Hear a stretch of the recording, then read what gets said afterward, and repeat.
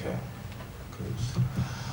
A lot of us when we were younger, during our time of awe and wonder, had huge dreams and wasn't afraid to shout it. I want to be the first superhero, I want to be able to fly, use telekinesis, breathe fire, I'm about it. But we were made to believe, or learn, that like fairies, elves and unicorns, superpowers aren't real. So what was once a possibility became a fantasy, and we gain a greater sense of reality. I think a quote for you there. This little process repeats itself multiple times throughout our lifetimes. So we end up looking back at our childhoods as fun and bright times, back when we thought we could literally be anything we wanted to be. But that's just not reality. Now, I have no doubt that for many, many people, that one of these moments when we have converted possibility to fantasy was with our career dreams. Because so many of us, including me, was prevented with the new possibility of plan Bs. As in, like if you wanted to be whatever you wanted, God forbid it didn't happen, what's your plan B? Or the one you feel like well, they're not attacking you and they're like, but careers don't last forever, when that ends, what are you gonna do? What are you gonna do? And the longer you're not making money, the question circles back to you repeatedly, reinforcing the idea that preparing for the worst case scenario is absolutely necessary. Because as you've been told, we need something to fall back on, something steady. Things don't always turn out how you want them to. We just have to make do with what we have, because nothing is promised. And we learn that it's the small and simple things that really make life worth living. So really, there is not much gain in pursuing glory and fame. In the end, it just seems like an extra long road filled with unnecessary amounts of disappointment. A road only fit for the chosen ones, which we are not. So we buy into this mentality that what our elders have been saying was completely for our benefit. Waking up to smell the coffee was the only prerequisite. Things happen during our lives that make us feel like our heads were once in the clouds, making us proud to go with plan B. And do you know why? Because it can be quite comfortable, and we can excel because the aim is no longer the sky, it's the corporate ladder. All your previous ambitions no longer matter. You don't entertain them with thought anymore because you fought too many personal wars.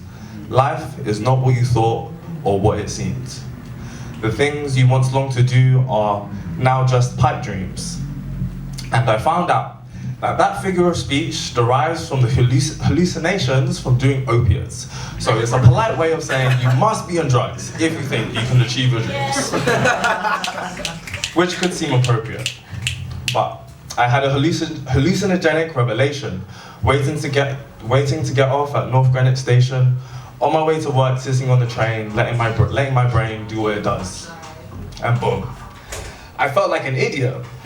I was oblivious to the obvious. I don't know why I started thinking about plan Bs, but something occurred to me. Normally, plan B has the same desired result as plan A.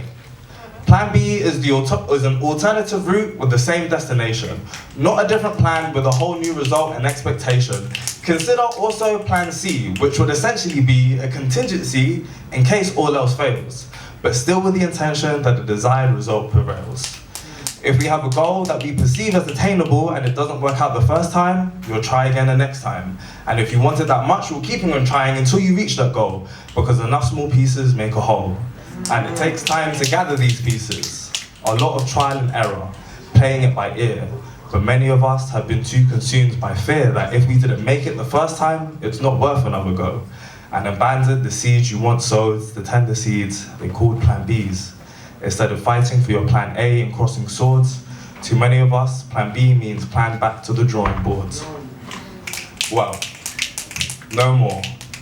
If you have someone to tell this to, even if it's you, if you are someone or know someone who had the plan B talk, the next time someone asks you about it, or the next time you find yourself thinking about it, only accept the question or thought as how many different ways you can achieve those so-called pipe dreams you once sought. There's no particular one way to do things. It's not over until the fat lady sings, and if other people can do it, you can do it too. The only one stopping you from being the chosen one is you. Reconvert those fantasies into possibilities. Let your reality for ways that learn about our reality for ways that can benefit you, not hinder you. Why focus a good chunk of your time preparing for the worst when you should spend all your time time focusing on how to be first. You should spend all your time why prepare for failure when you could be preparing to succeed? The possibility or the fantasy, which one will you feed? I don't want to look back on my life and wish I had kept trying. I want to wake up to my reality and be smiling.